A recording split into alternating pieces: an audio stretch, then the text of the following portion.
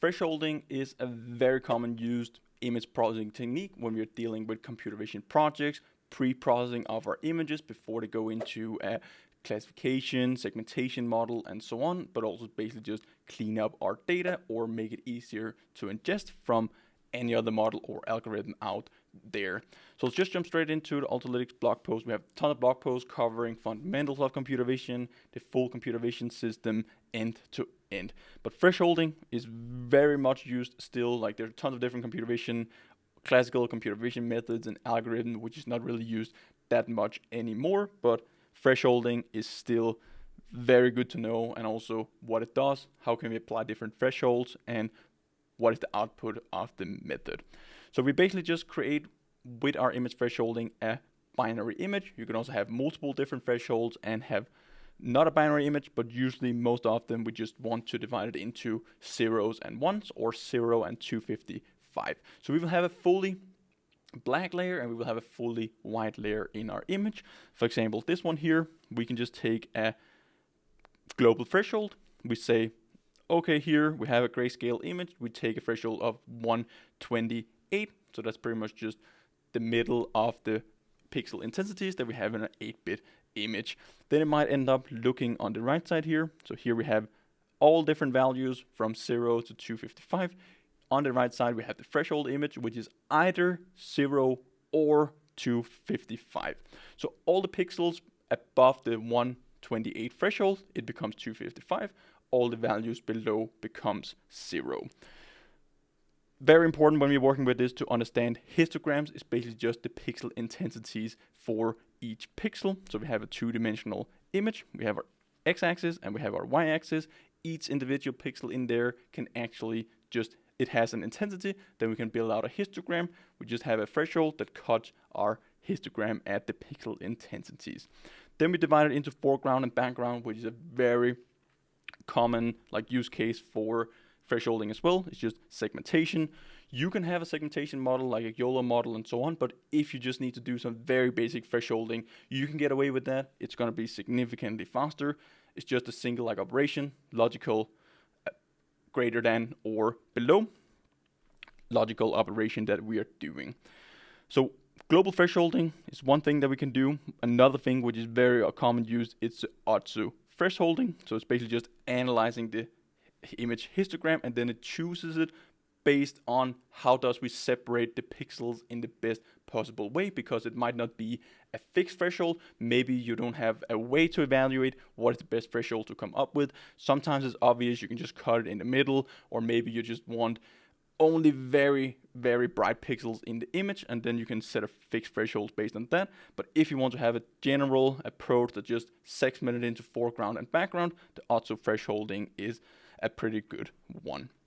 Another thing that can be done is use adaptive thresholding. So it takes the whole image, it looks at local neighborhoods. So we basically just have different regions in our image, and then we can apply adaptive thresholding for each of them. Could be that the scene is changing, could be like a full self-driving car driving out there where we have different regions where we want to apply different thresholds as well. So this is very good when there's basically we just want to find our foreground and our background as well. So if you want to do text recognition, medical imaging, or just surface inspection, this can vary a lot across the different images. Could be a lot of reflections, different surfaces. They can have different colors we want to segment out. Could be different types of object that has different colors as well. So this is a very, very good way of using thresholding as well, where we don't have to find a specific threshold that we set. It will do everything adaptively based on the Otto algorithm as well. So one thing that we can do is just take the mean. We just take our point, we take our local neighborhood, we basically just find the mean of those intensities, get our histogram, we find our most optimal threshold, and then we can do that. Another way is to use Gaussian. So we basically just have a Gaussian distribution where the top is pretty much just the center of our local neighborhood where we want to find our threshold for. That means the closer the pixels are to the center of our local neighborhood, the higher weighting it will have. So there's tons of different real world applications out there of thresholding, and it's very often used. You can use it basically just to help it make it easier for a YOLO model if you don't have too much data, or just make it easier for the YOLO model to generate a good mask, is apply the thresholding first, feed it into a CNN YOLO model, and then you can do segmentation on there after. So for example, if you want to do OCR recognition, like document binarization, digitization of different documents, you can see a big difference here if you want to feed this into an OCR model compared to the right side here. It will be significantly easier to pick it up on the right side. Here you can go in and apply other different types of classical computer vision methods. This could be some morphological operations to remove some of these dots and basically just noise in the image. So this is still very common used. Could also be X-ray images, medical image processing. Significantly better to have a segmented image, adaptive segmented image, before we feed it into our other models for further analysis. It's pretty light on resources, like it's very fast operation because it's just one logical operation. We still have to do it across all the pixels, but that's still a very cheap operation to do. It's easy to play around with, like it's simple logic. We just have a threshold, all pixels above become our foreground, all pixels below background, or the other way around. We just create a binary mask.